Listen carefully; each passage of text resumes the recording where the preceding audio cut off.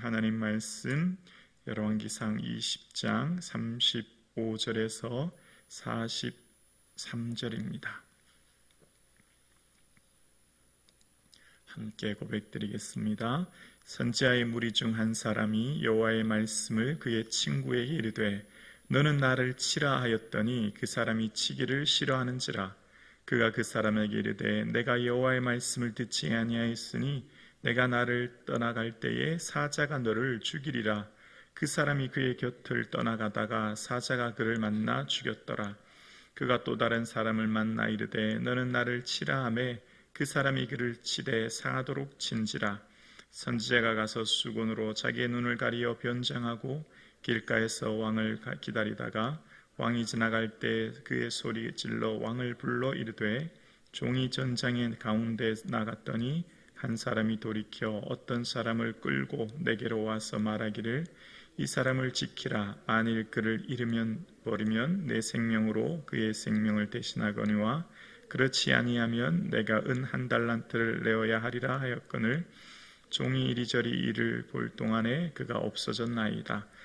이스라엘 왕이 그에게 이르되 내가 스스로 결정하였으니 그대로 당하여야 하리라. 그가 급히 자기의 눈을 가린 수건을 벗으니 이스라엘 왕이 그는 선지자 중에 한 사람인 줄을 알아본지라. 그가 왕께 아뢰되 여호와의 말씀이 내가 멸하기로 작정한 사람을 내 손으로 놓았은즉 내 목숨은 그의 목숨을 대신하고 내 백성은 그의 백성을 대신하리라 하셨나이다. 이스라엘 왕이 근심하고 답답하여 그의 왕궁으로 돌아가려고 사마리아에 이르니라. 아멘. 순종의 이유는 무엇인가? 라고 하는 주제로 말씀을 살펴보려고 합니다. 우리가 순종하는 것은 내가 이해되는 것에 순종할 것인가 아니면 하나님의 권위에 순종할 것인가 라는 겁니다. 내가 이해되고 납득될 때에 순종할 것인가 아니면 하나님의 말씀의 권위를 인정하고 순종할 것인가 라고 하는 것입니다. 우리가 하나님께서 원하시고 바라시는 삶은 하나님께서 말씀하실 때에 내가 비록 이해되지 않고 납득되지 않아도 그 말씀을 인정하고 그 권위에 순종할 수 있는 것, 그것이 오늘 본문이 우리에게 말씀하고 있는 것인데요. 오늘 본문의 시작은 이렇습니다. 한 선지자가 좀 상식에 벗어난 일들을 친구에게 요구하는 겁니다. 한 선지자가 여호와의 말씀에 너는 나를 치라 했다 이렇게 얘기하는 거예요. 그러니까 그 사람이 치기를 싫어합니다. 어쩌면 당연한 거죠. 어떻게 옆에 있는 친구가 나를 치라고 하는데 때리라고 하는데 그냥 쉽게 그렇게 할 수 있겠습니까? 그랬더니 웬일인지 하나님 말씀에 내가 내 말을 듣지 않아서 내가 떠나갈 때 사자가 너를 죽일 것이다. 그렇게 얘기해서 실제로 사자가 그를 죽이는 모습이 본문의 상반절에 나옵니다. 좀 이해되지 않습니다. 좀 상식적으로 납득이 잘 되지 않은 이야기가 기록되어 있는 겁니다.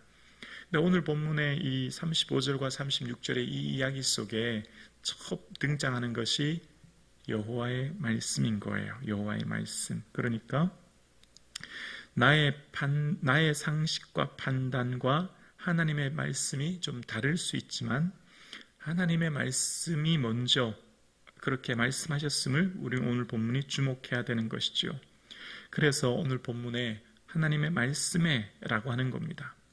그러니까 이 35절과 36절을 보면서 왜 상식적이지 않은 일을 요구하시는가에 대한 질문이기보다 누구의 입장에서 상식적인 것인가 라고 하는 것을 생각해야 되는 것이죠. 여호와의 말씀에 그렇게 말씀하신 그 권위를 먼저 인정하면서 우리가 그 말씀에 순종할 것을 오늘 본문이 먼저 앞단락에서 이야기합니다. 그러면서 또 다른 사람이 나를 치라 했더니 상하도록 치게 되었고 또 한 선지자가 수건으로 눈을 가리고 변장하면서 이제 가다가 아합 왕을 만난 겁니다. 그러면서 이제 한 비유를 들어서 얘기하는 거예요. 어떤 사람이 가다가 전쟁에 포로를 한 명 잡았는데 당신이 만약 이 포로를 놓치면 놓친 대가로 당신의 생명을 대신하든지 아니면 은 1달란트, 천문학적 금액을 내야 될 것이다. 그렇게 얘기했습니다. 그런데 그만 그 포로를 지키고 있던 사람이 부주의해서 포로를 놓친 거예요. 그래서 그 상황을 이제 아합 왕에게 물은 겁니다. 그럼 어떻게 해야 되겠습니까? 그 포로가 사라져 버렸는데 어떻게 해야 되겠습니까? 라고 물었더니 아합 왕은 40절에 내가 스스로 결정이 있으니 그대로 당해야 될 것이다. 그런 일이 있었으면 내가 그 일을 생명을 대신해야 될 거다라고 하는 이야기입니다. 지금 이 포로는 베나닷을 얘기하고 포로를 놓아준 사람은 아합 왕을 비유해서 이야기하는 겁니다. 마치 나단 선지자가 바로 당신입니다 라고 하는 비유를 이야기하듯이 오늘 본문도 그런 식으로 지금 이야기하고 있는 거예요. 지금 이 비유를 들어서 얘기하면서 아합 왕이 내가 스스로 결정하였으니 그대로 당해야 되리라 라고 말하자 이 얘기를 했던 한 선지자가 눈을 가리고 있던 수건을 벗자 이제 아합 왕이 알아본 거죠. 그때 이제 드디어 얘기한 겁니다.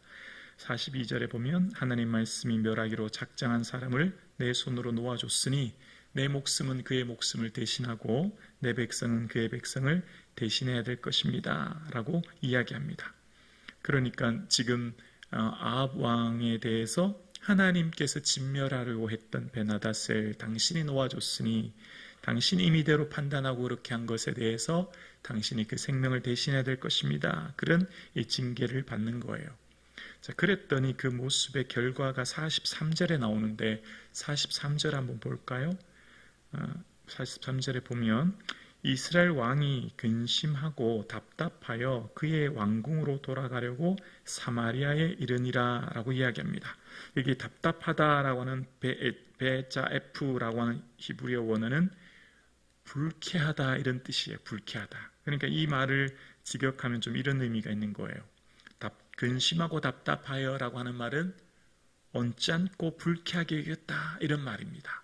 언짢고 불쾌하게 여겼다.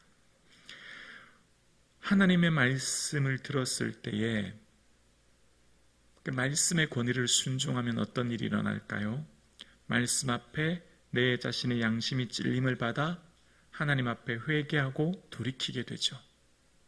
그런데 그 말씀의 권위를 인정하지 않으면 드리려고 하지 않습니다. 사도행전에는 또 나오죠. 스데반의 말을 들었던 사람들이 귀를 막고 돌을 던지잖아요. 반면 베드로의 말을 들었던 사람들을 그 말에 우리가 어찌할꼬 이야기하지 않습니까? 지금 아합 왕이 그 말씀에 대한 비유와 징계에 대한 말씀을 들었을 때 언짢고 불쾌하게 여긴 거예요. 오늘을 살아가는 우리 이 시대는 모든 사람들이 자신의 감정이 최우선시되는 시대를 살고 있습니다. 자신의 감정, 기분, 자존심이 최고의 위치에 놓여져 있는 시대. 어떤 말을 들었을 때, 어떤 이야기를 내가 받아들였을 때 내 기분 나쁘고 감정 상하면 모든 것이 싫은 겁니다. 지금 아합 왕이 그런 상황을 보이고 있는 거예요. 언짢고 불쾌하게 여긴 겁니다. 누구의 말이죠? 선지자를 통한 하나님의 말씀입니다. 말씀을 보면 이 성경의 믿음의 선배들의 특징 중에 일반 사람의 말을 통해서, 사람의 말과 행동을 통해서, 그 사람을 통해서 하나님의 말로 듣는 사람이 있어요. 예를 들면 다윗 왕이 압살롬의 반역으로 막 도망갑니다. 그랬더니 이 사울 왕의 친족이었던 시므이가 막 저주하지 않습니까? 피 흘린 자여 가거라 이렇게 막 저주해요. 그랬더니 아비새가 제가 당장에 가서 저 시므이의 목을 치겠습니다. 그랬더니 다윗 왕이 가만두어라. 여호와께서 그에게 명령하신 것이니 그가 저주하게 내버려 두라. 다윗 왕은 시므이가 지금 그렇게 하고 있는 것을, 시므이가 자신을 향해 저주하는 것을 어떻게 보고 있죠? 여호와께서 그에게 명령하시니 그를 내버려 둬라 라고 얘기해요. 사람을 통해 하나님 말씀을 듣는 거죠. 사람을 통해 지금 하나님이 내게 뭘 말씀하시고 무엇을 책망하시는지를 깨닫는 거예요. 우리의 삶 가운데 사람의 말을 통해, 누군가의 말을 통해, 그 사람의 그 말을 통해 하나님이 내게 말씀하고 계신다. 하나님이 내게 뭘 말씀하시고 하나님 뭘 깨닫게 하시는가를 깨닫는 사람이 있고, 그러나 반면 오늘 아합 왕처럼 한 선지자는 누구를 대신하는 겁니까? 하나님을 대신해서 온 사람입니다. 곧 하나님의 말씀이에요. 그럼에도 불구하고 하나님께서 아합 왕에게 말씀하시는 것을 언짢고 불쾌하게 여기는 사람이 있습니다. 하나님의 말씀을 불쾌하게 여기는 사람이 있는 반면 사람의 말도 그가 기분 나쁘고 자존심 상할지라도 하나님 여호와께서 그에게 명령하시는 것이다 라고 받아들이는 사람이 있다는 것이죠. 오늘 우리의 삶의 태도도 그렇습니다. 오늘 우리가 살아가는 이 시대 속에서 하나님께서 말씀하시는 그 세미한 음성을 내 주위의 사람으로부터, 강단으로부터, 성경 말씀으로부터, 자연 만물로부터, 일어나는 사건들로부터 들을 수 있는 민감함이 있기를 주의 이름으로 축원합니다. 데살로니가전서 2장 13절에 보면 우리가 하나님께 끊임없이 감사함은 너희가 우리에게 들은 바 하나님의 말씀을 받을 때 사람의 말로 받지 아니하고 하나님의 말씀으로 받으니 진실로 그러하도다. 이 말씀이 또한 너희 믿는 자 가운데 역사하느니라. 아멘. 말씀은 누구에게 역사할까요? 믿는 자에게. 지금 내게 말씀하시는 하나님의 음성이 강단을 통해 말씀하시는 것이든 성경 말씀을 읽고 묵상할 때 주시는 말씀이든 타인을 통해 나의 귀에 들려주신 것이든 자연 만물을 통해 보게 하시든 어떤 것이든 민감함이 있기를 주의 이름으로 축원합니다. 우리의 삶 가운데 하나님은 끊임없이 말씀하고 계세요. 그 말씀하시는 도구는 강단을 통해 말씀하시기도 하시고 우리가 성령의 말씀인 성경을 펼 때 말씀하시기도 하시고 또한 주변의 사람을 통해 말씀하시기도 하시고 자연을 통해 말씀하시기도 하시고 끊임없이 파도처럼 끊임없이 우리에게 말씀하시는 그 말씀의 세미한 음성을 들을 수 있기를 주의 이름으로 축원합니다. 그런데 우리 마음의 기분이 내 생각이 가득 차 있고 내 자존심이 최고의 위치에 놓여 있으면 다 듣기 싫습니다. 다 안 들으려고 합니다.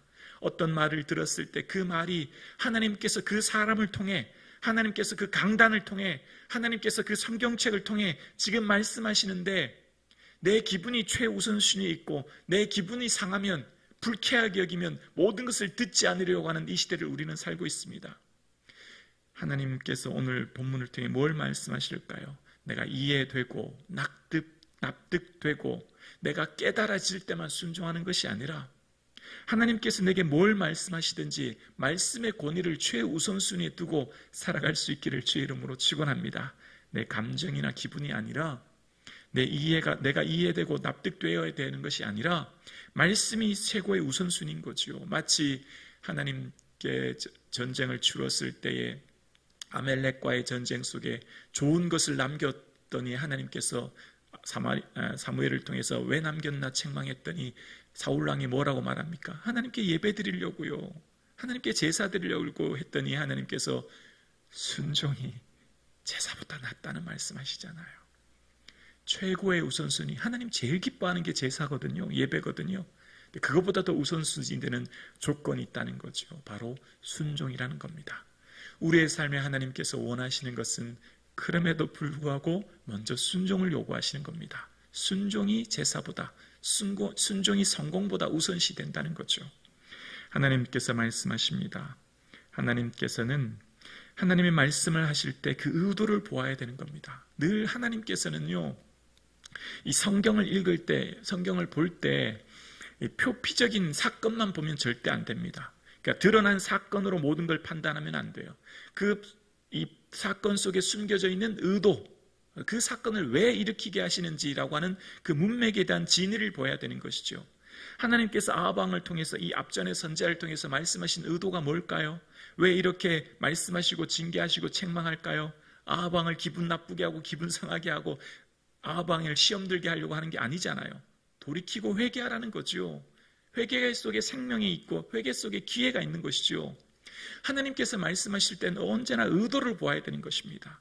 하나님께서 징계하심이 본심이 아니라고 말씀하시는 것처럼 이 말씀의 사건을 통해서 하나님의 의도와 그 하나님의 그 진심을 보아야 되는 것이죠. 하나님은 사랑의 하나님이십니다. 긍휼이 많으신 하나님이십니다. 언제나 우리에게 말씀하실 때 혹 그것이 책망일지라도 그것 속에 하나님은 사랑의 마음을 담고 돌이키고 회개하여 생명과 기회를 주게 하기 위한 하나님의 의도를, 하나님의 그 진리를 살필 수 있는 저와 여러분 되실 수 있기를 주의 이름으로 축원합니다.